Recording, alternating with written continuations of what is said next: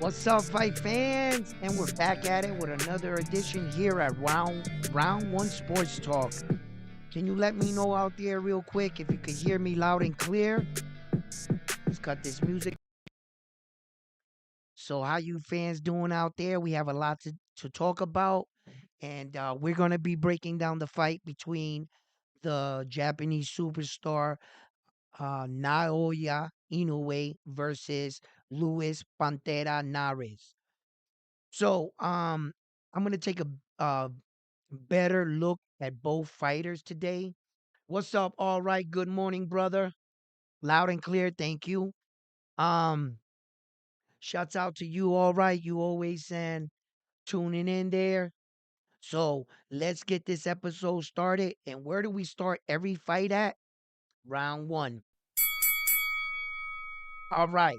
So, um, breaking down both fighters, Lewis, Mexican fighter. He has currently 35 fights, 27 big ways by knockout, and he has one defeat.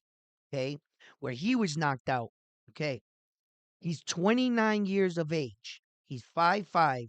Okay, and he has a 65-inch arm reach. Okay, as far as the Mexican fighters in the 122-pound weight division, he's the number one Mexican fighter ranked in the world. Okay. It doesn't mean he's the number one ranked throughout everyone, but under Mexican fighters in that weight category, he is number one. Okay.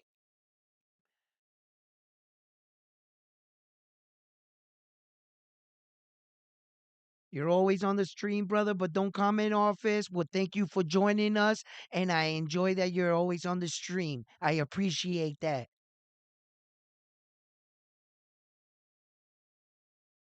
We'll get into that. We'll get into that about the interview. Okay, so let's break down Luis Nares right now. Okay, so as far as his championship pedigree, what he's done throughout his career, and how he's fared in some of the big moments throughout his career, what has he established up until this point? So Luis Nares has fought for a few world titles, but he also fought for interim world titles. Okay, he fought for a silver interim world title, right, at 118 pounds. Okay, he fought for the silver, right? Okay, but wait a minute.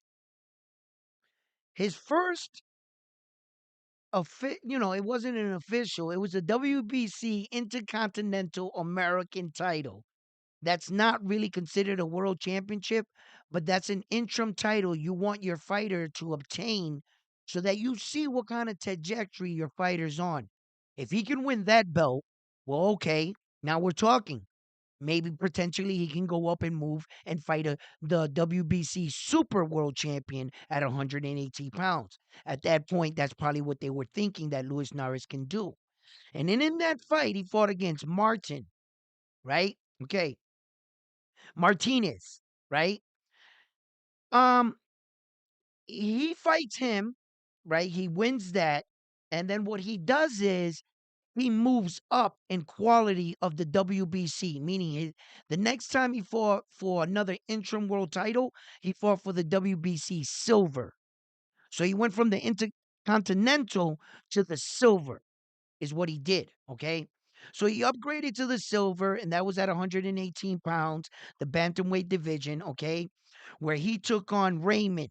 Okay. Mental note. It's good to note this that Luis Nares was knocked down in that fight by Raymond. He was knocked out in that fight. He was knocked down in the first round in that fight. He later went on in the fight and he knocked the guy out in the fourth round. He stopped the guy. Okay. But just to note, he was down in that fight. Okay. Then this is when his biggest opportunity up to date presented itself to go to Japan and fight the Japanese champion at the time, which he came into that fight, right? 27, and he had no losses, and he had the two no contests, right? Okay. And that was for the 118-pound WBC Super World Title bantamweight, right? Which in fact Luis Nares won. But later it was determined that he tested positive for a banned substance, right? Then he was relinquished of the title. They took it from him, right?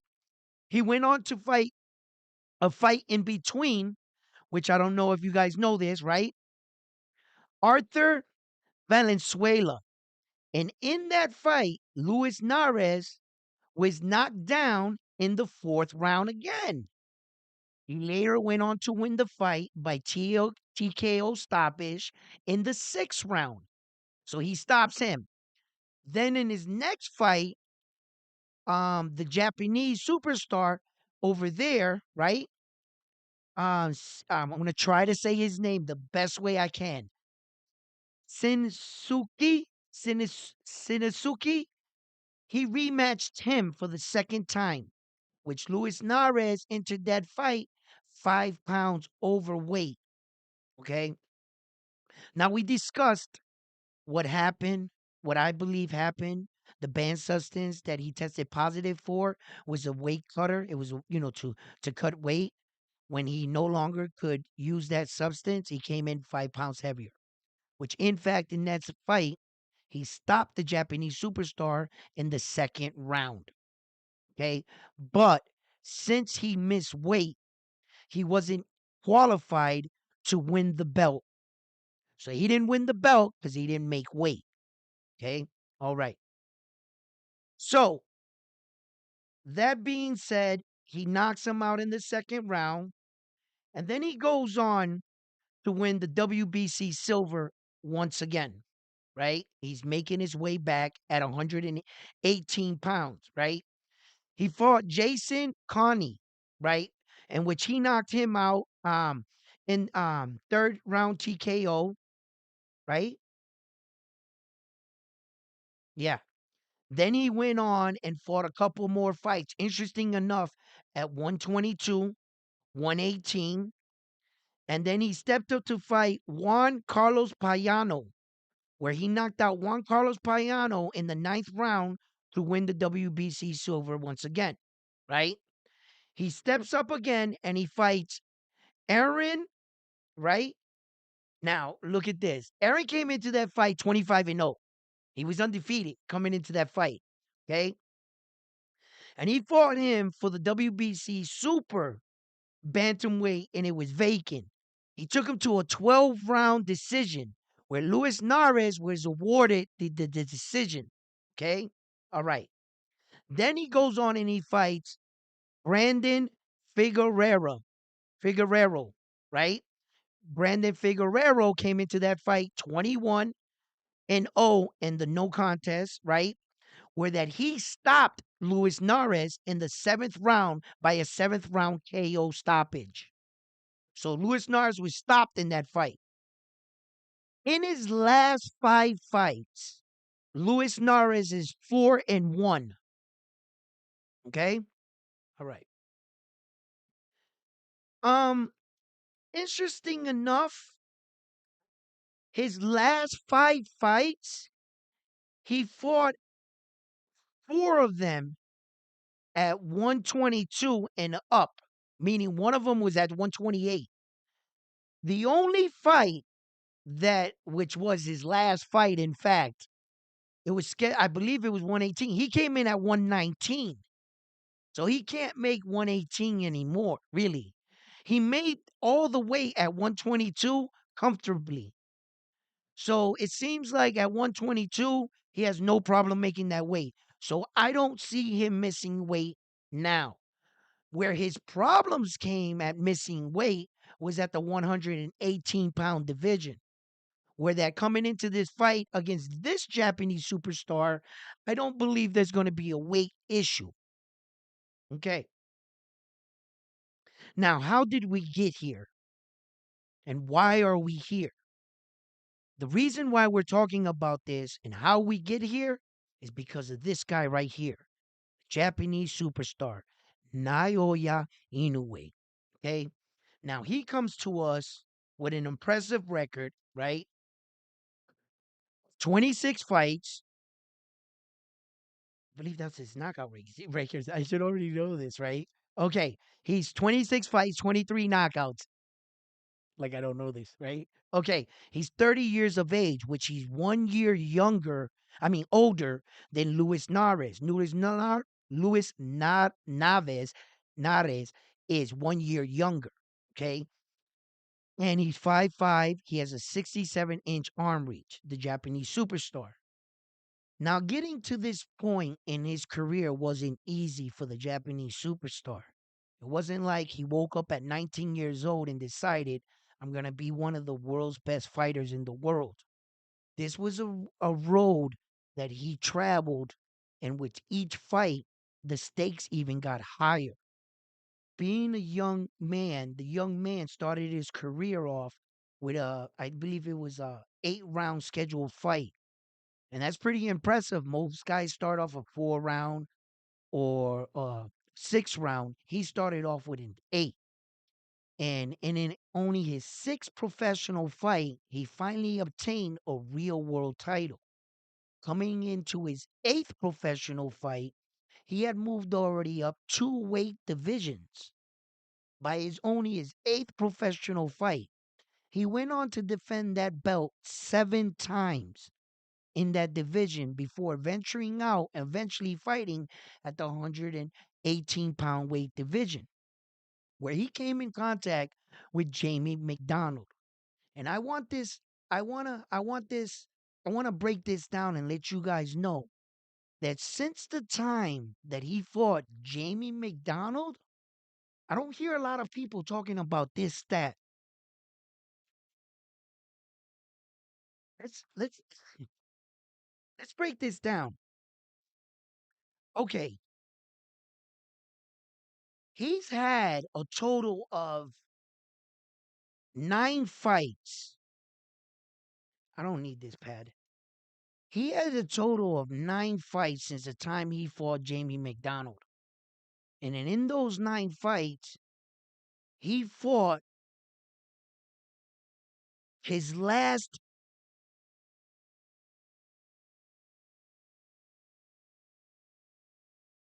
Want to know something?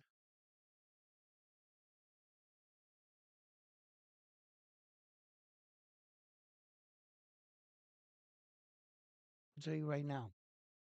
This is crazy. Check this out. Since fighting Nonito Donaire at 118 pounds was the first time he entered and fought in double digits for belts, meaning that was a unification for 2 belts or more. Since the first time he fought Donito Donaire, he went on and fought consecutively. One, two, three, four, five, six, seven, eight fights for 2 belts or more. Yeah, that's right. He went on to fight. Um,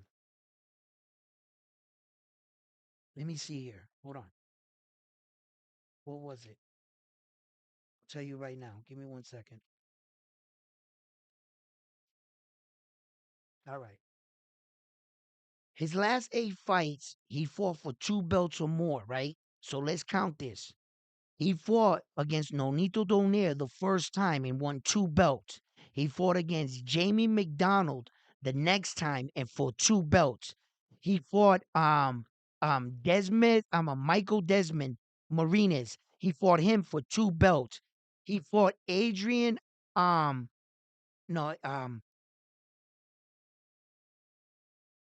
Aaron. It was like some weird dude's name. It was like Aaron something. He fought him for 2 belts. Then he fought Donito Donaire again for 3 belts. He fought Paul Butler for 4 belts. He fought Stephen Kubo Fulton for 2 belts, and he just fought Marlon Tapales for 4 belts. Meaning in his last 8 fights, he hasn't fought for 1 belt. In his last consecutive 8 fights in a row, he's been fighting for 2 belts or better. No one brings that up. No one's even mentioned that. That's got to be some kind of record in itself. It's hard enough fighting for one world title. This guy's last 8 professional boxing matches has been for 2 belts or more. Whether he's fighting for 4, 3, 2 or better. His last 8 fights. Just I want that to sink in. Yo, this dude is tripping, right? So now the question begs, was Luis Nares, right? A lot of spectators were saying about him making weight. The problems for him making weight has never been at 122. The problem for him making weight has been that and under. That's where he has had the problems and the issues of coming in.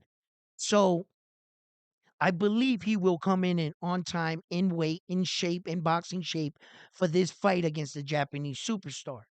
Naoya Inoue right now is defending these 4 belts. How did we get here? This guy has really been doing some really truly unique stuff. And um the bar that he is setting right now is really high. Okay? When it's all said and done, unfortunately, is when they're going to appreciate him the most. Unfortunately. When he's in the moment and in your time, I've even heard athletes talk about this. I wish when the good times were happening, I was aware of them so that I can enjoy them more, right? I believe he's in that moment in his life. But fortunately enough, this is when a lot of people started to really take note and pay attention to him. In fact, this is when things are really going to get interesting for him because he is now entering a position in his boxing career. Well, now they're saying show and prove. In the back of his mind, he's been like, man, I've been doing that this whole time. I've been like, hey, look at me, look at me. You see? And now they're asking him, what do you got for us? Wow, he did all of that just for them to go like this, just to take notice. And now they're asking for more. You know, um, there are a lot of things that I can take away from this fight, but what I want to report to you are there's 2 people in this ring. It's not just one person in this ring. Luis Nares, he's a durable fighter.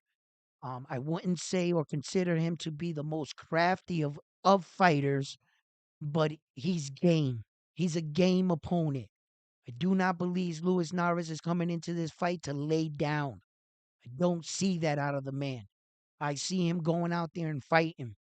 I do see that he's going to try to take a big chance early in the fight that can cost him the fight. Being in a situation like he is, go for the gusto, baby. Come at him, guns blazing. I would, because I would be honest with my assessment, and that would be a big pill to swallow. Being that I'm in a sport where I consider myself the baddest motherfucker. That's it. No, I'm not. I don't care how bad this dude is or what he's done to anybody else coming into this fight. He's a human being. He's made out of blood and flesh, man. And if he bleeds, I can stop him. That's my mentality. I don't care what anybody else says. I don't care if I'm outgunned, outmatched, whatever. Yo, listen, we can get it popping, baby. You know what I'm saying? Look, I'm going to do something. I don't know what it is in the moment, but I'm going to try something. And I'm pretty sure Luis Nares is coming in there with that kind of mentality. And I believe he might just go for it. Hey, in the first round, man, just bro, try to grab him. Try to grab him. Do something, and just jump on him like a spider monkey all over him. Shit, I might get a knee in. Yeah, you know what I mean? You know what I mean? Yo, you got to do something. This guy is just way too skilled. And I want to be honest. If you've really never paid attention to any of his fights and you're coming off that Marlon Tapales fight, although skilled, you see, I can see that he's even taking all of his opponents now that much more serious because I noticed in that fight with Stephen Kubo Fulton, he was mostly fighting in the beginning of that fight. The pressure and the rumors and the doubts that they said leading into the fight. He wasn't actually fighting Stephen Kubo Fulton yet. But by the third round, he looked at Stephen Kubo Fulton and he was like, "You're not everything they said you are. I'm allowing you to stay around because I allowed them to say you were so good." And in actuality, he figured out, I'm just better than you. And have you ever been in that moment where they talked up someone? You ever heard that expression, or you've been in that moment, or you allowed yourself to talk up your opponent? Where you're looking at the guy and you're saying, I don't want to hit him too hard because I might make him mad. Man, fuck making him mad. Fuck that dude, right? So it's like, you know, he's not shit. The more I think about it, the more like which way could he attack him, you know? And then I'm judging him based off his fighting style. And I know he's not going to want to come in like that.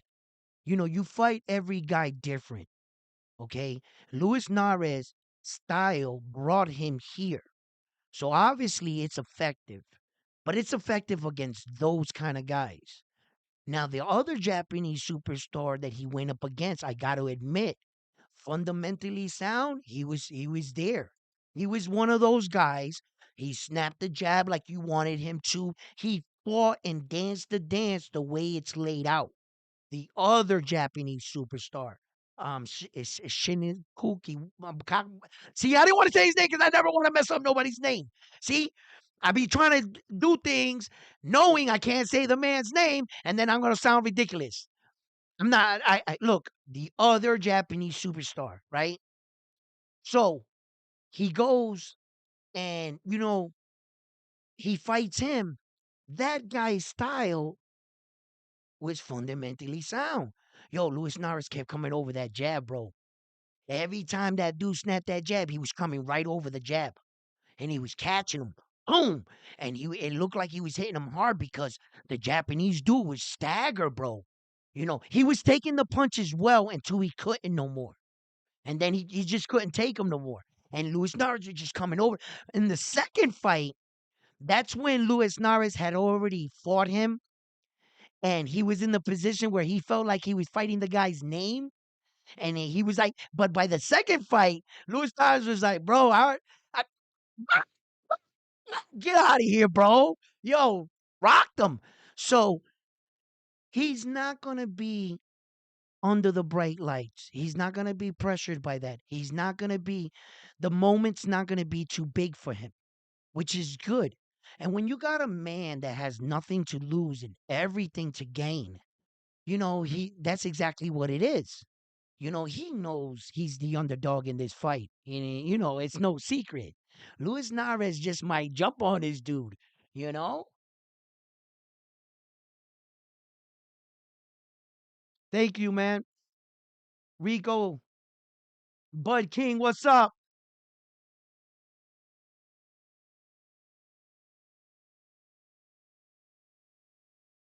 You know, let's talk about this, guys. I would like to, this is exactly what I want to talk about today.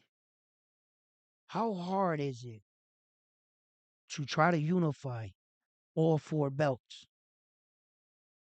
And the Japanese superstar has done it in two separate weight divisions. How hard is it? In fact, let's talk about it. Let's break it down. Teofimo Lopez tried to unify all four belts and failed. So didn't Vasil High-Tech Lomachenko try on his quest to unifying all four belts, not once but twice, and failed. George Camboza tried to unify all four belts and failed.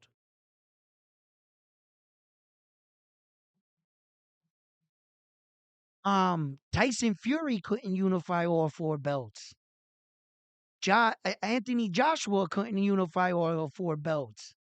Deontay Wilder couldn't unify all four belts. These are all men that were trying to unify all four belts and failed. Vasil Hitek Lomachenko talked about it. He said, "This is all I want. This is my dream." They gave it to him and failed. Many men have tried to do this. This Japanese superstar didn't do it once, but he did it twice. And the second time he did it, it only took him 6 months to do it. And I'm counting from the time he entered a new weight division, no tune up fight, fighting the number one best 122 pounder in the world, and Stephen Kubo Fulton. 6 months from the time that he knocked him out in July, he was back in front in the ring in December in front of Marlon Tapales, where he just unified all four belts. That was within a 6 month period. 6 months of some days and shit. But yeah, that was some crazy, remarkable. Now I understand his promotional company, Top Rank. Hey, so you mean to tell me if you got Bob Arum and Top Rank hugging you in your matches, like everybody that fights for Top Rank, Bob Arum doesn't come in the ring.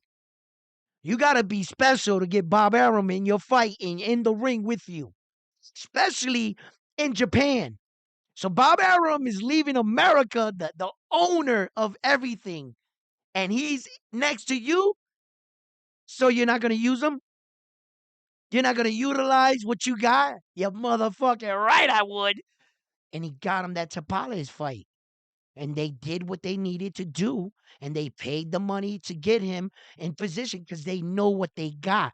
They got a real one in this Japanese superstar, right? So great. And at the same time, he's using Top Rank to do what? To advance in his legacy, to chase his dreams, to show the world when he was that 19-year-old kid, little kid coming up. Who knew that 19-year-old little Japanese superstar was going to turn out into the man he is today? Shingo, his father, has a great relationship with those two sons. He has a kid brother that is now a world champion, in fact, and that role models and looks after his older brother. What kind of, oh man, being single as a father, imagine him being on a function. Hey, what do your kids do? Oh, my two sons are world champions. Yeah, baby. You know what I mean? Yo, you gotta be proud as a dad for that. And not all father and son's relationships always work out. The fact that theirs work out the way it is, and with their upbringing and their culture, being raised out in Japan out there, they have a certain way of life. I'm not sure what every rule is, so I'm not going to touch on that like I know exactly how their ways go, because I don't. But I know they're very humble and respectable people, but, you know, don't fuck with them. You know what I mean? Because they samurais too, right? And in all cultures, it's like don't mess with the Russians, don't mess with the Mexicans, don't mess with the Americans, because we all got our crazy sides too. So we're not pulling out to see who the baddest person is here, but I'm just acknowledging him and his culture ways, right? So the Japanese superstar takes off at 19 years old, and I don't think that, I'm pretty sure his father thought that his son was special, but how special? This special right here? I don't think he would have thought that. But now that he's here and he's in the situation that he's in, I would like to see how far he goes. For as many times have I seen my greatest fighters and my American fighters, it never always ends well for me. He's either going to jail, being charged for rapes, getting caught with drugs, or some stupid shit, or where there's a void and a gap inside of his career where we missed him for a few years. It doesn't always seem to go well. And for the one first time in a long time, just because he's not an American fighter, but I feel he represents everything that it takes to be a great fighter, a real elite fighter. And since I can see that with my own two eyes, I choose to follow him, to back him up, because he represents what I believe a fighter should look like, act like, and how, you know, where can your skills take you? I'm very curious. I want to see. I want to see him rise through the divisions because this is not easy. I've seen many men look good in one division and just move up one time and get knocked the hell out. Not every man is built the same. And for what you see when you look at that guy, you don't see that. I'm not going to say he looks skinny and frail. He just doesn't look like a warrior, doesn't have that picture. But many fighters, make no mistake, has spoken about the times when they stood in front of him inside of the ring. And they said there was an aura and a presence about him that changed. And you soon knew that you were in the ring with someone special. And as the match starts to develop, you soon find out you're outgunned, out. Listen, and he's got you. But guess what? It's too late now because you're standing in front of the monster. Listen, people, let's get some likes up in here. Can we get some likes up in here? Come on, man. Come on, round one sport dropping it today. Stop it. Can you take the time out to at least get some likes? Let's read off some of these messages here. Yeah, man, we getting it in. Look, I I know that the Japanese superstar can take his skills to many different levels. I I believe that his skill based alone could he. Now, what I would like to see if Bob Arum and Top Rank and ESPN really go to back, and which I believe they are. Okay, um, not every day fighters come like this. Not every day a fighter comes around like this. Not every day a kid such skill like Patrick Mahone comes to the NFL. It's not every day that that kind of stuff happens. But when he's around, I would like to see and enjoy him for a long exterior period in his career. Wouldn't you? Especially if he was your favorite quarterback now, right? Okay. And I would like to see if the corruption and the powers that be don't try to put up roadblocks or excuses. Let's beat them on the up and up. Whatever country can produce a fighter to beat Japan's fighter, now we talking, whether it be the Mexicans, the Russians, the Dominicans, the Puerto Ricans, the Americans, the yo, you name it, the Spaniards, whoever can produce a fighter that can stop this guy, wow, they're gonna go down in history. It's kind of like Eli Manning. He solidified himself for beating the GOAT twice in the Super Bowl. He's going to the Hall of Fame for that. He didn't do anything else in his career. Luis Nery has had, I would say, an okay career up to this point. Nothing really amazing about it. But if he was to knock this guy out, what do you think that would do for his career? Bro, he would take the fuck off. Yo, no, the next day after the fight, he'd be next to Saul Canelo Alvarez. They'd probably be in the parade together. He'd invite him or some shit. Like his star status would go, oh my God. You know, I couldn't tell you. I mean, you just hit the fucking lottery, kid. You knock this guy out, you hit the lottery. And then on top of that, come on, you know there's gonna be a rematch. There's definitely gonna be a rematch, you know, so that's why he has so much to win in this fight. Thank you. And you know, yes, absolutely. Do I listen, just like the Japanese superstar Naoya Inoue says that he doesn't underestimate no opponent, I'm not going to underestimate Luis Nares. I'm going to give him the correct the respect that he deserves as a fighter. He is the other man inside of the ring. And I want to you know, I don't feel like in this kind of fight I should bring this up, but just in case I'm gonna integrate this so that we're more familiar with it going into future fights. I want to reintegrate um, the referee's ruling and how they view and judge the rounds on a round by round basis. Okay, the rounds in the fight are not scored by punches landed. You can hit me with 15 jabs in a row straight to my face, and I can punch you with one punch. And if you stagger and you do one of the chicken leg, guess who wins the round?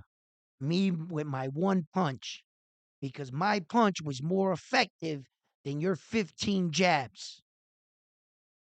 So when you go back and they show you a fight at the end of the fight, and they say statistically, this guy threw 343 punches, he landed 127 punches, right? Okay. And you notice that your guy, by the stats, landed more punches, and you're wondering why he didn't win the fight. See? Because it's not based off punches landed. Unfortunately, it's by effective punching. And then if they cannot determine, let's say both guys were, they were slugging it out in the middle of the ring and the round was very close. So close, in fact, they could not determine whose effective punches were more effective. So they go by effective aggression. Who's coming forward? Who's initiating the action? And that's how they awarded Teofimo Lopez the fight the other night against Jamie Ortiz. The judges said by effective aggression when they could no longer determine whose punches were harder. And they awarded Teofimo Lopez the rounds. Okay? So I just want you to know this because there were a lot of after that referee little conference they had there, and all these rules and the referees came out and addressed how they're viewing these fights. I will just want to always keep this in the back of your mind as we're going through the 2024 calendar boxing season. Okay, um, and you're gonna see some fights where you're gonna be in these situations where that they're breaking down the numbers, and you're saying to yourself, "Wait a minute, this guy landed way more punches, but this guy won the fight. His fights were the more eye catching." And especially the other way you can establish points in a round. Let's say you cut your opponent's eye, you hit him, bang. And it was determined that the cut was caused by a punch. Those are points. If it was caused by a clash of headbutt, which I believe they need to do something with that. I don't think that you should be able to headbutt somebody and still be awarded that round. I think that should disqualify you, even if you were winning the round. My opinion. They're not going to do that, but, you know, uh,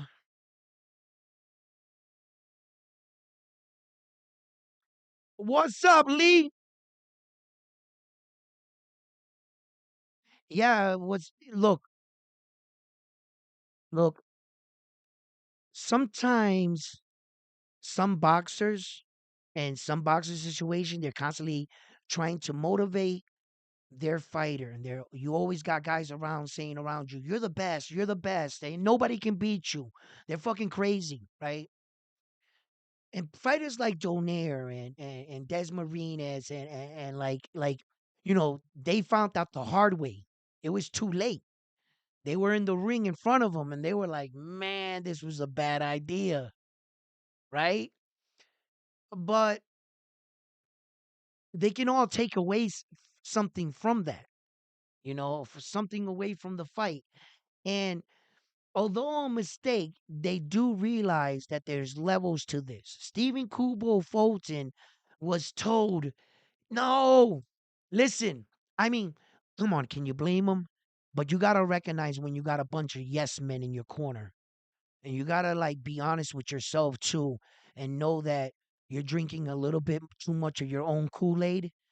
And it's a shame when you went down that road and now you're blind to the fact that you're really not that guy. Although they dressed you up to be that guy and they put you in position to become that guy, you were winning the fights you needed to, but they just weren't elite competition.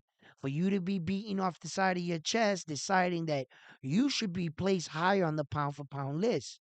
The reason why the experts didn't put you on that list higher is because they saw. But yet you got a bunch of yes men inside of your corner. And I don't think that Stephen Kubo Fulton really saw this. That's why I always say that it must have been a humbling experience to get your ass whooped like that, thinking, one, I'm the 122-pound champion. This guy's moving up from 118. He has no tune-up fights, and he thinks he's just gonna come in and fight the undisputed champion on his first shot.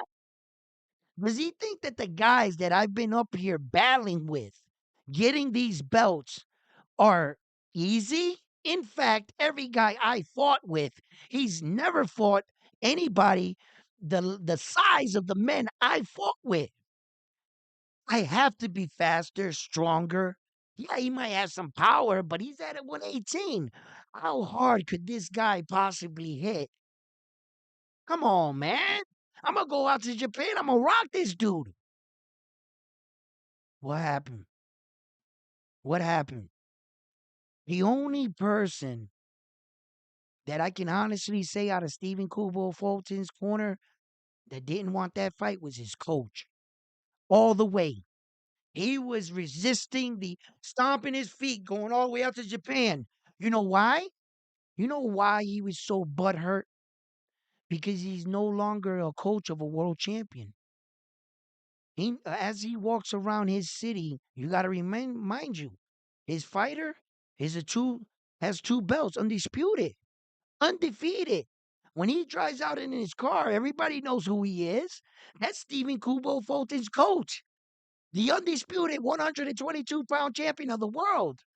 The moment Stephen Kubo Fulton lost those belts, he was no longer a coach's champion. Yeah, that was going to hurt his pride. As of right now, his fighter doesn't have any belts. As long as Stephen Kubo Fulton had those belts, guess what? His name would be in conversations like Coach of the Year. His gym will get more popularity, more notoriety. People will start, because you're coaching a champion. But if your fighter don't got no more belts, shit goes down. That's why his coach knew. He was the one that was saying, I don't think we should take this fight, Steven. He knew that that Japanese superstar was special. I'm pretty sure that a lot of people knew, but they just didn't believe. It's one thing to know, okay, yeah, he's doing shit down there. We're much bigger up here. He comes up here. He come up to this weight division right here, this weight division right here. Oh, and then he came up in there. Let me get them belts. So, hey, yo.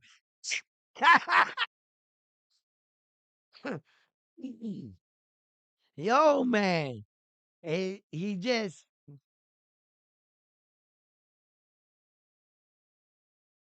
what's up, Lionheart? How you doing, brother? What's up, old sport?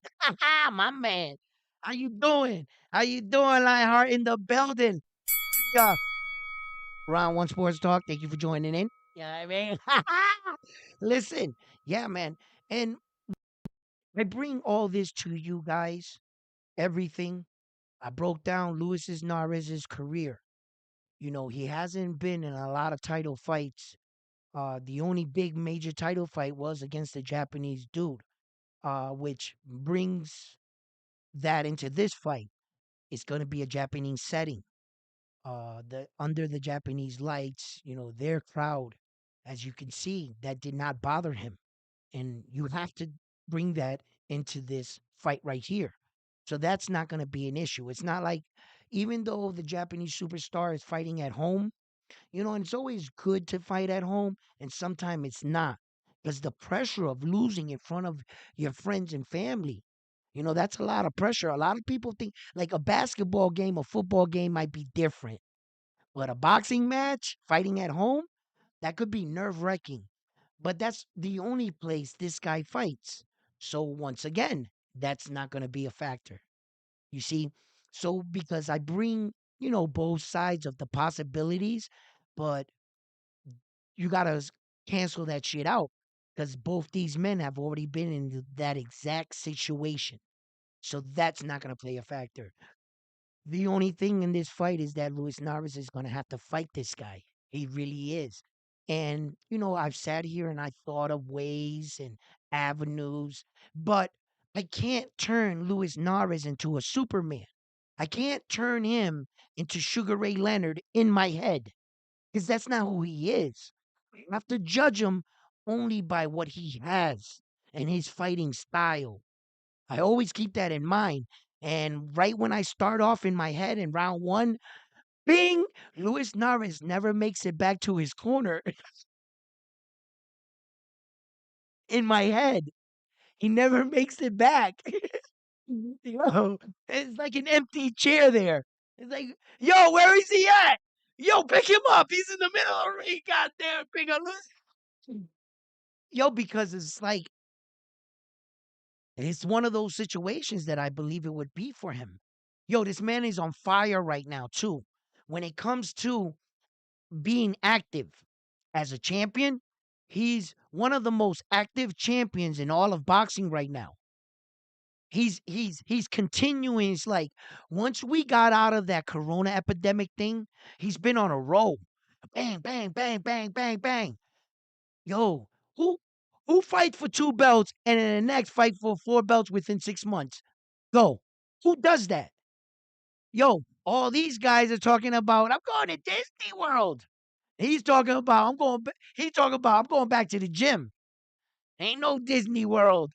We been there once before. Yo, he's just serious, and I love it. I love it because it's about time that someone sets the bar so high that it's gonna get some of these young fighters to want to chase him. Um, it would be very, very exciting to see other fighters try to be and copy what this guy has already done. Impressively, he's already in his fourth weight division. Moving up throughout the divisions, it was questioned and always said, would his power travel? I think we're going to have to stop saying that. I think we're going to have to start saying maybe if he slows down and get a little bulky, maybe his skills might slow down. But I don't think his power ain't going anywhere. In fact, it looks like it gets stronger and stronger with each match, bro. Um, when he closed out that match with Steven Kubo Fulton, he laid him out the first time. He was going in leading for the attack, right? The referee was behind him. Remember the situation, the way it was playing out in real time, right? He just cracked him. Bang! Stephen Kubo Fulton, technically, in a boxing rules, he was down. His glove touched the ground. That's it. That's it. You're down, right? When your glove touches the thing, if the referee doesn't do his job, it could have been that at the angle, like I'm watching the Japanese, if you go back and watch that, the referee is just behind Naoya Inoue's shoulder. So he might have not saw his right hand touch the canvas because it was so quick. He went boom, boom. So the Japanese superstar looked at him, and in many fights before, when a fighter let up and the referee didn't do his job, and he was like, "Look, he was already down." They were like, "No, no, he wasn't down." They gave him like 10 seconds to recuperate, to shake that off while they were conversating, and then you lost your moment. Your opportunity went, right? Naoya Inoue, he didn't wait. He said, "You want to play that shit? You didn't. Oh, you ain't down? Wrong, right?" But I just want you to know, and I've said this before, when he hit him, he didn't hit him and crush him. He hit him to put him down, and then he let off his punch. He didn't follow the punch through, meaning he didn't just go boom like that, right, to try to rock him, because he'd have knocked Stephen Kubo Fulton right the fuck out of that ring. He probably would have hurt him real bad. When you go back and you watch that knockout, you see the Japanese superstar hit him, boom, and let off. He doesn't follow through with the punch. He doesn't want to hurt him. He wants to win the fight, but he doesn't want to win like that. He doesn't want to kill the man, right? Because he had a punch. Stephen Kubo Fulton was defenseless. When his wits weren't about him, when his glove hit the ground and he got up, he was so defenseless that shot was so fast he couldn't react because his head was spinning. He had a defenseless man in front of him. Yes, put him down, do your job, but notice what you can and can't don't want to do. And the Japanese superstar said, "No, I'm gonna put you down, but I don't need to hurt you." And a lot of people didn't even recognize that. I did. I did. And I was like, "Wow, bro.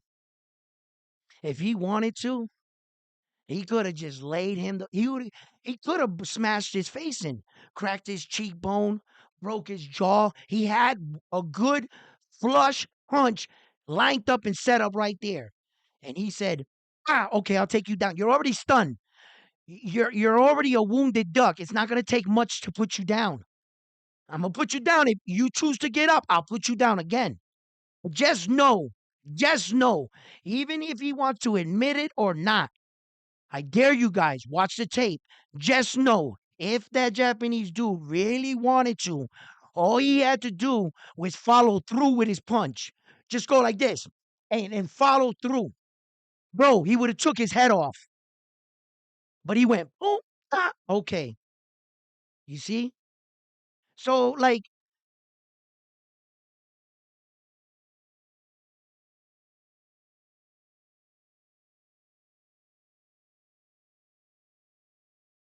no, it wasn't that he was kind of using his own Philly shell style. He was using his Philly shell style against him. There was no kind of. He took Stephen Kubo Fulton's Philly shell style defense and he used it against him in the middle of the ring. And I've talked about that. That must have been freaky to watch, knowing that, wait a minute, ain't you doing my style against me? And you're actually doing it better. Stephen Kubo Fulton moved in on the Japanese superstar, missed every punch, and the Japanese superstar mocked him in the ring. He went, he went, come on. You didn't even hit me. I'm doing your style. He fades back and he goes, you didn't even touch me, bro. Here, let me show you how he's done. Then he moves in. That's why I can hear the Japanese superstar talking in the ring, and he doesn't have to say a fucking word because I can read boxing. Yes, I read boxing.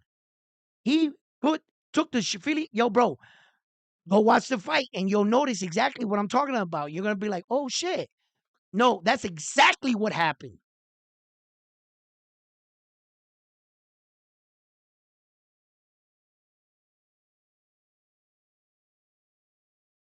Listen, that's exactly what happened.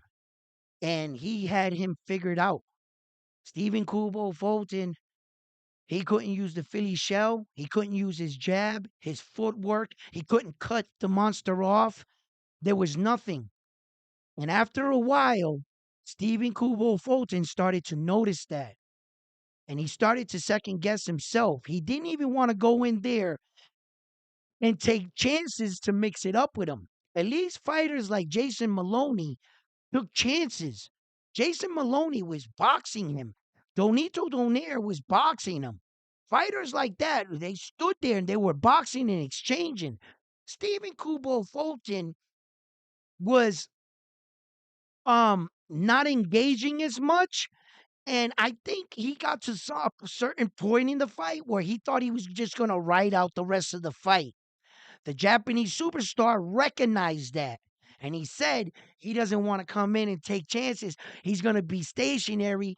And what he did for one entire round was let up on him, just a little bit, right? And he kind of lawed him to stay there. He threw that jab to the bottom, and the Japanese superstar didn't come back with the right up the top. He hit him again to the body, and Stephen Kubo Fulton didn't move. And that's when he went downstairs to the body, oh, boom, and he caught him. He set him up. He set him up. That was a setup, baby. You know? Yeah, man. And and that just goes to show you, and it speaks to the kind of fighter that he is. And I speak about that because in the moment he makes reads in a fight that it would take years to teach some other fighters to make these kinds of reads. The things that he's doing inside of the ring, I can easily say them, but don't overlook them. It's really high scale level shit. The way that he knocked out some of these fighters, in fact, one of his most impressive knockouts as a young fighter was, in fact, his second professional fight. He came into the fight against some Thai nationalist champion boxer, and the little short, stocky dude tried to come and bulldozer and bully the Japanese superstar with just a simple movement, a shift of the feet. A calm 19-year-old young man shifted his weight back, kept his eye on the target, and then unleashed a remarkable check hook that knocked the hell out of that dude. Look, it was so smooth, so slick. Yo, when he hit him, he just bounced off his feet and back to the corner like he was like, yeah. Yo, and like all the forward aggression, none of that meant shit. He was like, boom, well trained, well prepared, polished, slick, accurate, and that was at 19 years old. That was at 19 years old.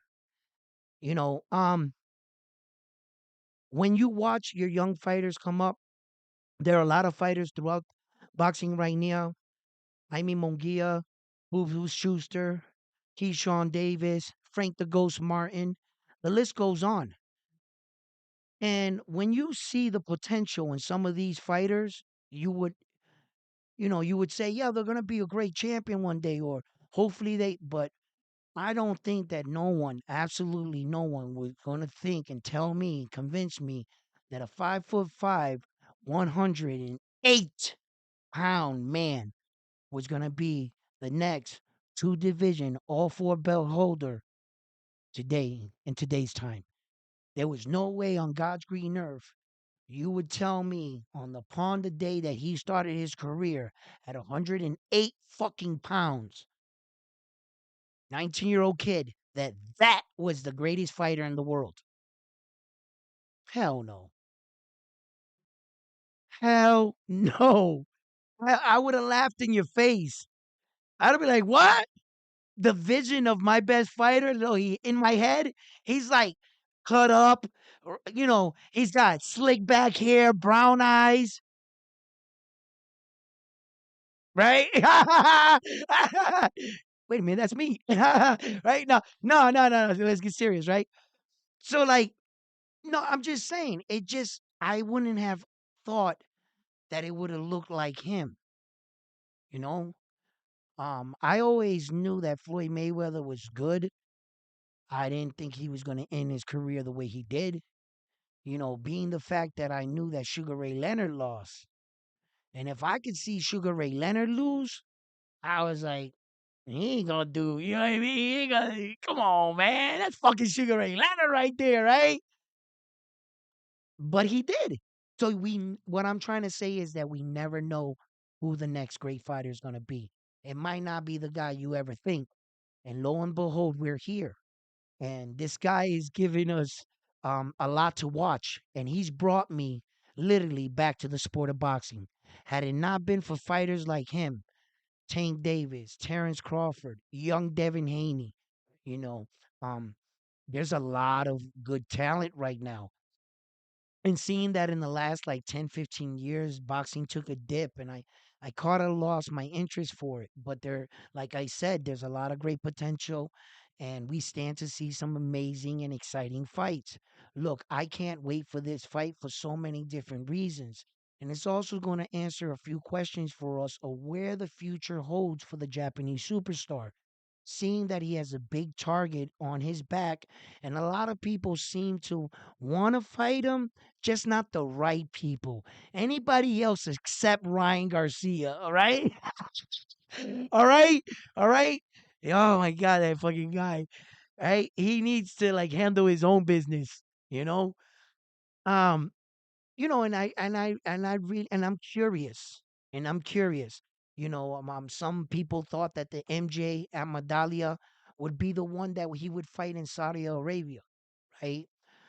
I don't think that's gonna happen. One, the Saudis, I'm not sure if they're like hardcore boxing fans, right? But as it stands for marketing, Akmadalia's boxing record, doesn't convince me. He has 12 professional fights. He's 12-1. The Saudis are going to be like, you want him to fight who? They're going to think that you're trying to sell them a tomato can. If they don't know anything about Akmadalia, them Saudis, and you mean to tell me you got the guy with the 4 belts, he'll be 27 fights with 24 knockouts at that time, right? And you're like, okay, who's he fighting? This guy, he has 12 fights with 1 loss. Fuck you mean? 12 fights with 1 loss. No, no, no, no, no, no, no, no. He was the champion. He's a great fighter. 12-1. Give me somebody better with a record than 12-1, damn it. That's why I don't, because I don't think that they like really, really, really like boxing was their fucking life passion. I think it's something that they're just starting to enter. And on paper, when you show it on screen, emotional wise, his 12-1 it's not gonna move the needle.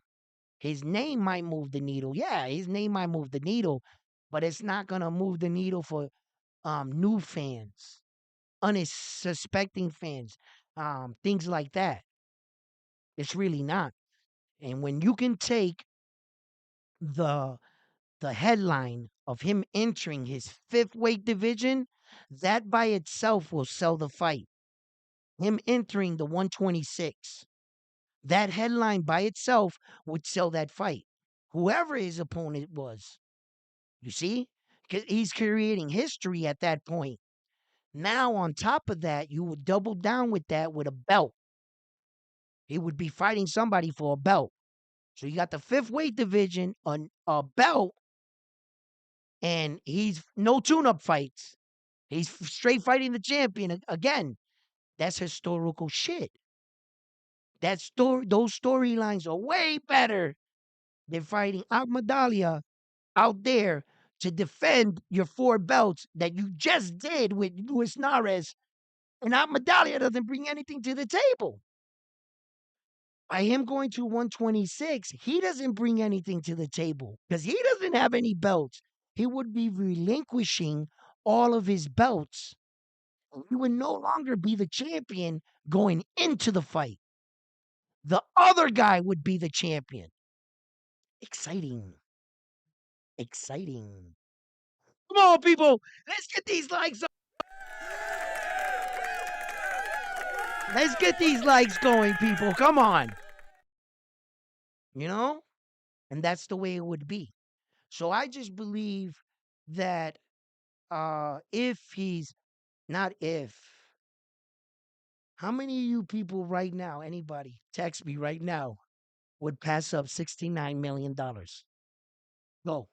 Anybody right here in this chat right now would say no to $69 million? Or if you there's no one in this chat that would say no to $69 million, guess where his next fight's gonna be? Saudi Arabia. There's no one else that's even close to coming to that kind of number. For him to fight anywhere else, Las Vegas not putting up that number.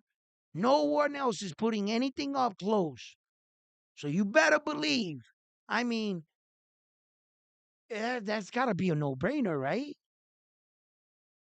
Where I want to get out of Luis Nery's fight right now, bro. I'd wake up tomorrow and be like, I drag that motherfucker to the ring right now. Bring him out here. Get out of here, bro. I got a fight waiting for me over here. Yo, I'd be like this. And I'd already be spending that money. Yo, it's crazy.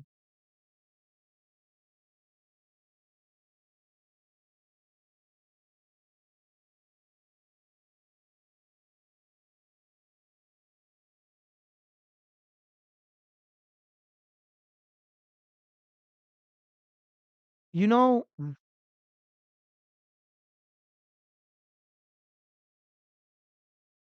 a lot of people want to fight him outside of there. But the interesting, what you have to ask yourself this question before you think that these guys would fight him. One, do any of those guys have world titles? First, because if you don't have a world title, he's not going to fight you. He has a record right now that's consistently in boxing with 22 consecutive world title fights in a row. He's not going to break that record to fight somebody for just money. Whatever that money is linked to, you better have a belt. Because I don't care if the Saudis say, yo, this dude is Muslim. We want you to fight our Muslim brother. It's not going to happen. That is the only way he would turn down the $69 million. I see. Yes, he'll protect his legacy. Yes, he will. He's not a type of fighter that fights for money. The money is good, but I don't think you're going to entice that kind of man. I don't think you can buy him in that sense. I don't think you could buy his belts. No. He's never been the type. He took less money than some of his opponents just to fight him. He was doing some Michael Jordan, Tom Brady shit. He's allowing them to get paid. If you didn't know that. So it's not about the money for him. I don't care if that guy's Muslim or whatever. If he doesn't have a belt, then he ain't fighting him. And I don't care what those Saudis say. They'll give him 79 fucking virgins, 150 million, and half a Saudi. He ain't doing it, bro. He don't want your Saudi. He don't want your virgins, and he don't need your money. He ain't doing it. So I don't care about any other fighter unless they're in his trajectory. They got to line up with him. He doesn't have to chase no one. He doesn't have to jump up divisions. He doesn't have to move up here. He doesn't have to do any of that. He's merely doing Naoya Inoue shit. And if you happen to be in his way, he'll take you down. That's it. So all this fake talk about, oh, he can fight this guy up here or chases, he ain't chasing no one. He is an established superstar mega champion. Who the fuck you think this is? A bellboy? That he's gonna go fucking chase you and your division? Like he's gotta jump like a monkey through hoops because you tell him? Get the man, he is the real deal. And he's doing legendary shit. And if you're not in his way, he don't gotta go nowhere. He ain't gotta go down. He don't gotta go up. He don't gotta prove anything to no one. All he has to do is his job where he's in his division. Because at the end of the day, that's all you're gonna be judged for. He can't be judged by what Terrence Crawford's doing in his division. The fuck does it matter what the hell Terrence Crawford's doing? Who gives a fuck? That's Naoya Inoue. What the hell is he? What Terrence Crawford does affect him.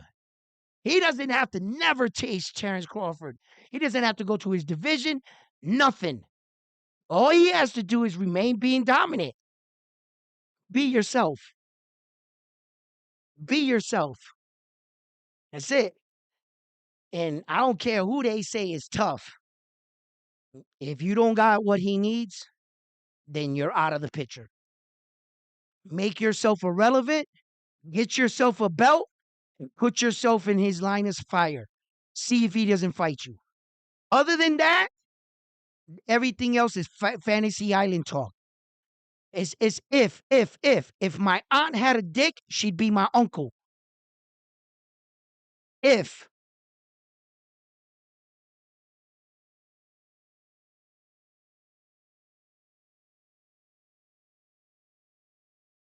you're not in his way, you're not getting paid. You're not. You're not. Listen, what good is it to make yourself this kind of champion, but yet you gotta feel like you gotta go chase them? Who the fuck said that? That's why I'm this kind of champion. If you want me, come to me. I'm not going to you. Ryan Garcia's like, he can fight me at a catchweight, 140. Motherfucker! Who the fuck told you he had to go to you? You want to fight him? Go to him. He's got 4 belts. Ryan, you ain't never fought for a world title. But he got the audacity to look inside the camera and to try to sell you the fact that he would have to come up there to fight him because Ryan Garcia's the star? He's never fought for one world title. And you're talking like that to a man that's a 2-time 4 belt holder, history maker? Bro, if you let Ryan Garcia tell it, that's one clout chasing motherfucker right there. Attaching his name to a real one. Fuck out of here, bro.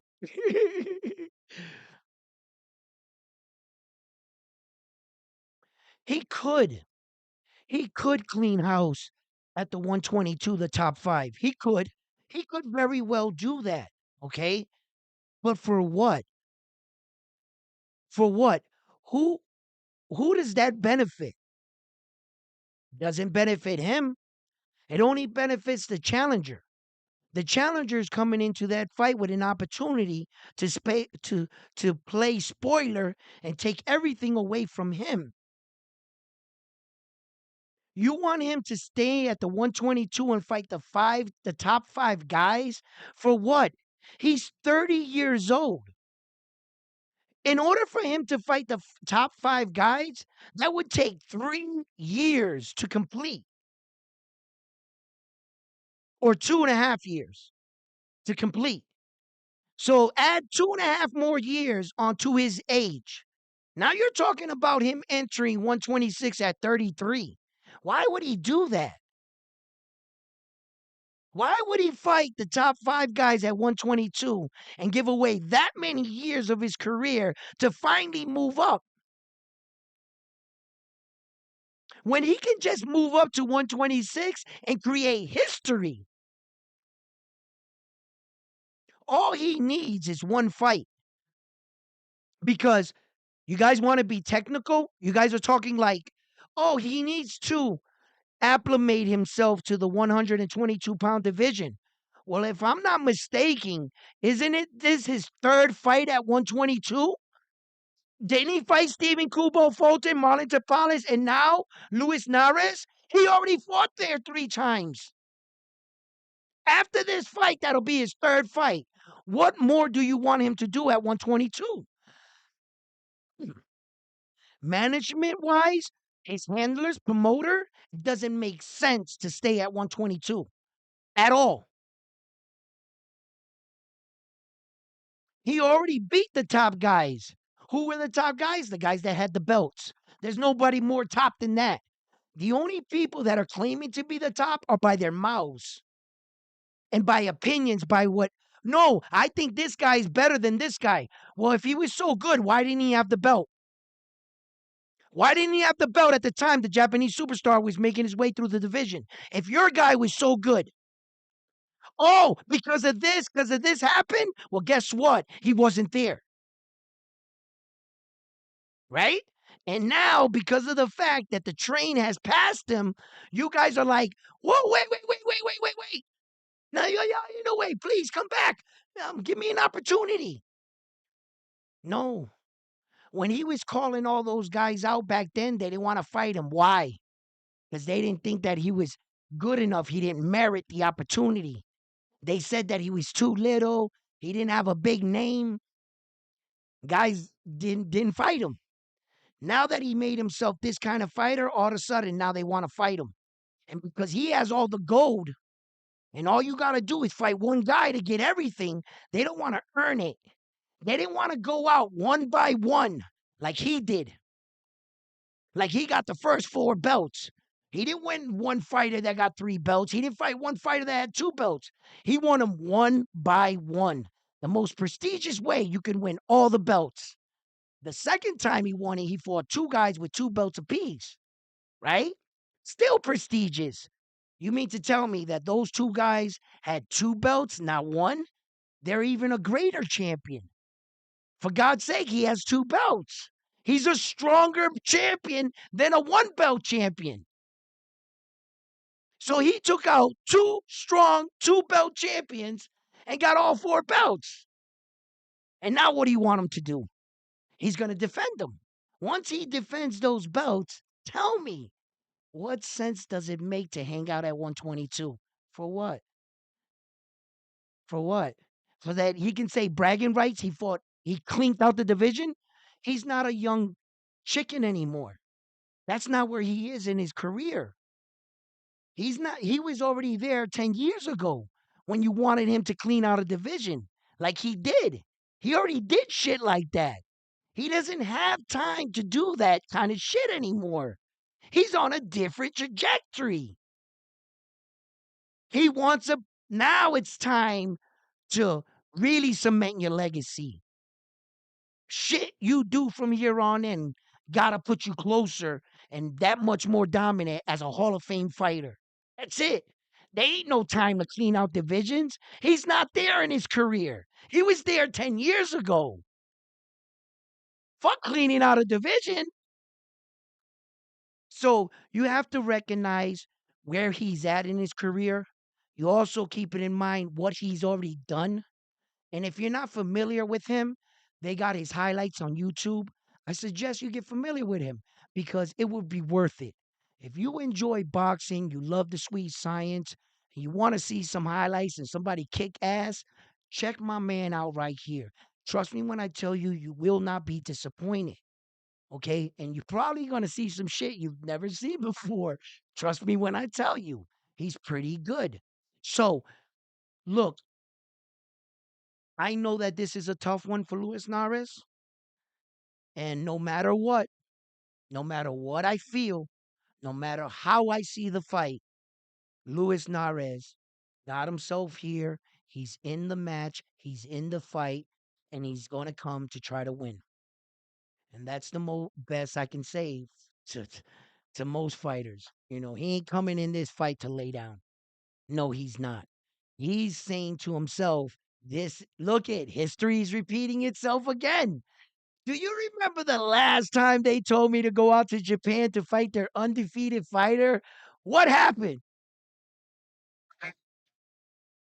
Give me that belt. Took off with it. And then he went out there, you know, we know the situation, but he beat him the second time. So in his head, and Louis, if you was Luis Nares, bro, didn't you guys ask me to do this last time? And I try to tell you guys that that little Japanese dude, I was gonna hurt him. You guys want me to do? You want me to do your next Japanese superstar like that? I'm gonna do him the same way, right?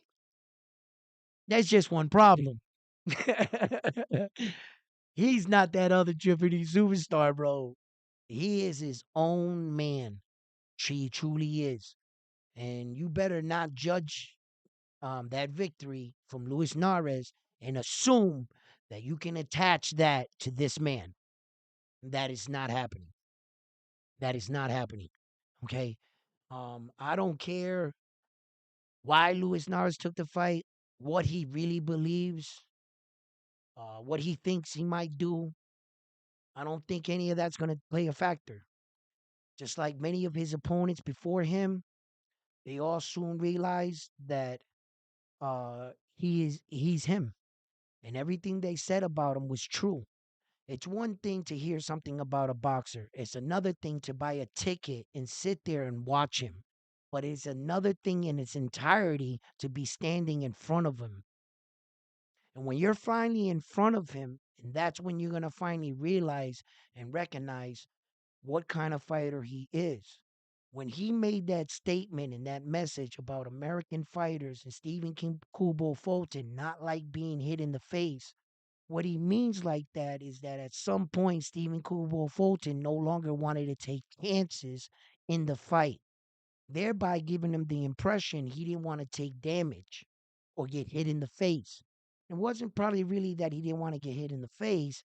It was that he saw that, well, last time I stepped in, I saw a quick lights flash real quick and I almost went out. And I'm just standing here by the grace of everything trying to keep myself together. Stephen Kubo Fulton quickly realized that he was outgunned. And when fighters come up against that, I'm trying to tell you, it is a real eye opener for that fighter. So, like I said, it's one thing to view him from sitting watching him, and it's one thing to be in front of him. And I believe that a lot of fighters they found that out a little too late, But look, I hope I broke down a lot of things for you today. I want you to remember to keep this in mind that his last 8 fights in a row have been for more than one belt consistently. Okay, it's been for 2 belts or more. His last 8 fights. Yeah. I don't think he can maintain that record. He'll be able to maintain the record as fighting someone else for one belt, I believe. But not unless somebody has 2 belts at 126, and then that idiot says, "Hey, you, I'll fight you." Man, you just lined him up for another record, you know? So they're gonna be careful about, and they really are, because I don't think everyone in the world is happy he's doing this. You know, I don't think all the boxing fans and everybody, all the powers that be, are excited that he's doing all of this shit. I don't think they're getting up going, "Yeah, look at him, he's crushing their records." I really don't think so. And I think that a lot of people are going to do what they have to do to try to stall the fights on him and to try not to get the champions to fight him. And I think that, for exciting that everything is leading into the future, I just want to prepare you of the possibilities that he's not granted these fights. And you're going to be like, why? Why the fuck it? And then you're going to see the champions fighting amongst themselves, fighting everybody else but him, and that's a possibility that could happen. And the champions don't have to fight him.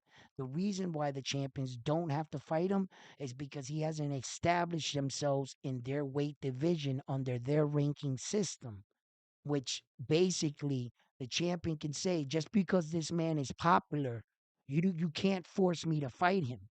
I can simply say no because he's never been in my weight division, and he would be right.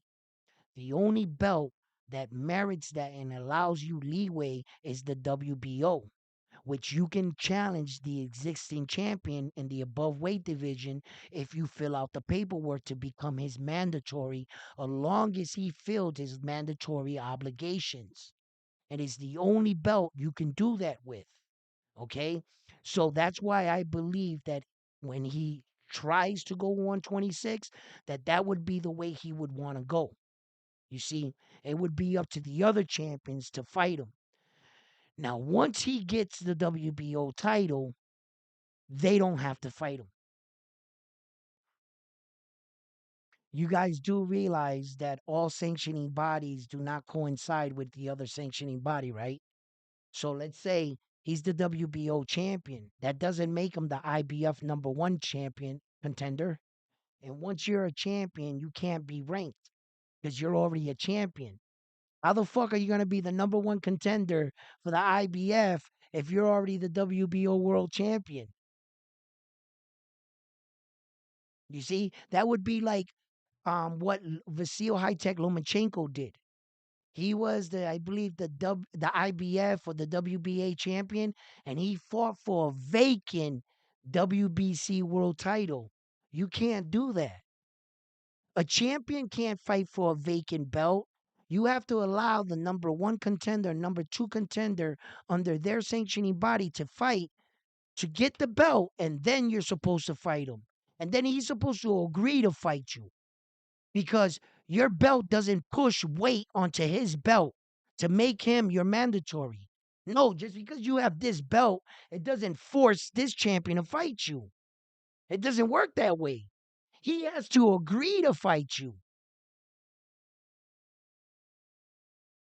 So once he gets this belt, there's no guarantee these guys will fight him. The reason why he fought Marlon Tapales is because Marlon Tapales signed up. He was like, yo, I'll fight him. Biggest money he ever got paid. You see? So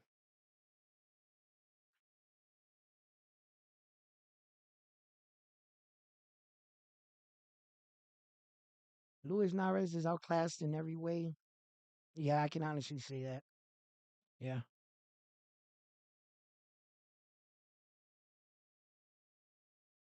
What the by CTE? Naoya wins by CTE versus Nares. What's CTE? The fuck is that?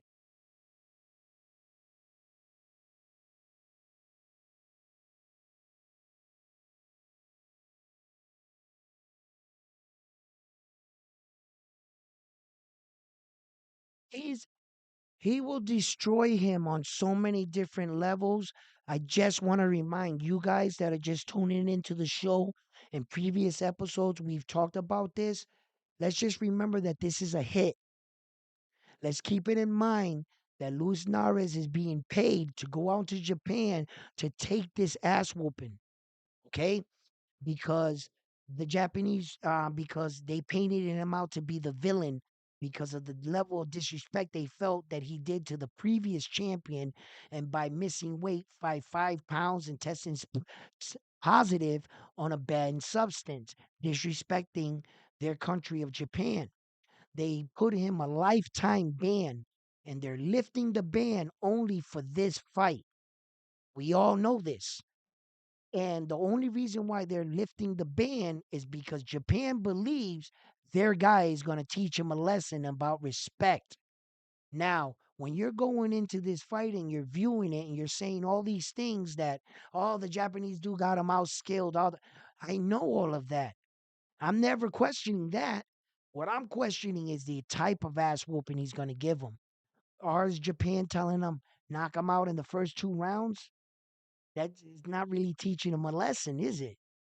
And drag this dude out 8, 9 rounds and punish him. And I want to see the kind of lesson they're going to try to teach the Mexican fighter. That's what this is about. All right. This ain't about just Luis Nares fought his way and earned his way in front of this guy. No, he didn't. In fact, his last fight at 118, he didn't even make the weight. He had 180, he came in 119. He hasn't fought a title fight in the last fight Luis Nares fought for was for an interim silver title. That's it. So it's not like he earned his way here. There were better name opponents. The only reason why Luis Nares is in this fight is because what he did to that other Japanese superstar and the drama that came out of it and how they painted him to be the villain. That's why he's here. Okay? So, and you're sitting there trying to give me an explanation. Oh, what? I don't see that the Japanese superstar is going to destroy him. Of course, I see that. Do I see like, uh, oh, he's not more skilled than Luis Nares? Of course, I see that. I'm just curious how he's going to do it. You know, that's why I say in the beginnings, in the middle part of this video, that Japanese can take you know, you know, they can be confident in the fact that this guy can execute the order. I don't think they think that Luis Nares is going to pull an upset on this one. This guy's way too skilled. I believe with confidence they can send him out to give him a proper ass whooping and be confident that he would be able to pull it off. Yes, I do. Yes. Japan can get nervous and be like, nah, nah, nah, we're not taking no chances. Go out there and fucking knock him out. That could be another possibility. I'm not in the room. I don't know. But I do know that my country just lifted a lifetime ban off a guy that they vigorously fought for to give a lifetime ban on. And the only reason why you're lifting that ban is to fight your next Japanese superstar. Yeah, I think you're going to try to teach him a lesson. Fucking right you are. You're going to teach him a lesson in respect. Yeah. So that's why when you're sitting there saying, "Oh, this guy don't stand a chance." Oh, I know that. Oh, this guy's more skilled. I know that. I'm curious. I want to see what kind of ass whooping because they're paying him good. They paying him good. I just, and then on top of it, there's the 1% or 10%, whatever way you want to view it, the possibility that he can actually pull it off, Luis Nares, again to their Japanese superstar. Would that be crazy? I don't think they thought Luis Nares was going to beat him once, the former one. And then I don't even think they were going to thought they was going to beat him the second time. And he did. So, shit, he's there to play spoiler. I just believe that this Japanese superstar is not your traditional fighter, where that he's been known to underestimate an opponent. I believe this guy right here takes everybody seriously, and he goes into every fight prepared, and he's not taking Luis Nares lightly at all. No, I think that he's very well disciplined, very well coached, well polished, and I think this Japanese superstar is going to come out that night and he's just going to be himself. That's all he has to be is just be himself. From what I've seen and witnessed with my own two eyes, I know what he possesses and I know what he brings to the table. And that alone by itself is enough to beat Luis Nares on any given boxing day. You put them to fight 10 out of 10 times, he beats them 10 out of 10 times. I don't think Luis Nares wins one fight. That's my opinion. You know, the only thing I give Luis Nares is a puncher's chance. That's all I give him. That's all I honestly give him. Now, I talked about this. I don't know how he's going to do this. I don't know his strategy, but let's see what happens. Let's see if it's true.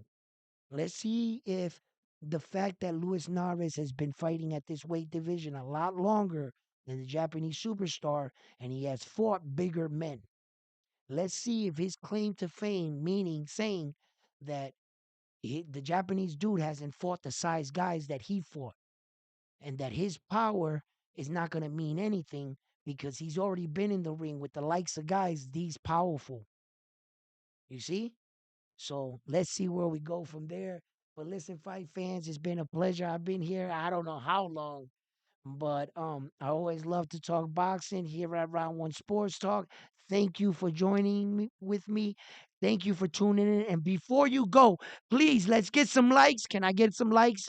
And did I not give a good show today? You know what I'm saying? I had fun. I hope you guys had fun. Wait, before I go, let me answer a couple questions. If you guys got any questions, we got my man All right here. We got Michael in the building.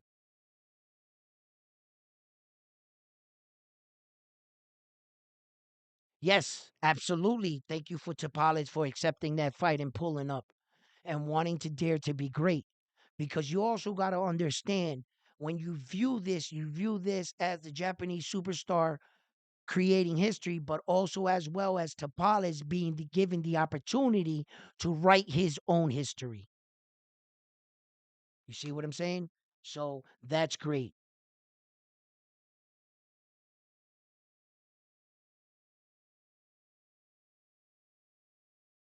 Vasilin My knowledge of Naoya is 5 minutes worth. He is going to get destroyed if Naoya wins 10, 15 more fights. He will be one of the best boxers ever next to you and this guy, bro. You won't let him go, huh? I respect it. I respect it.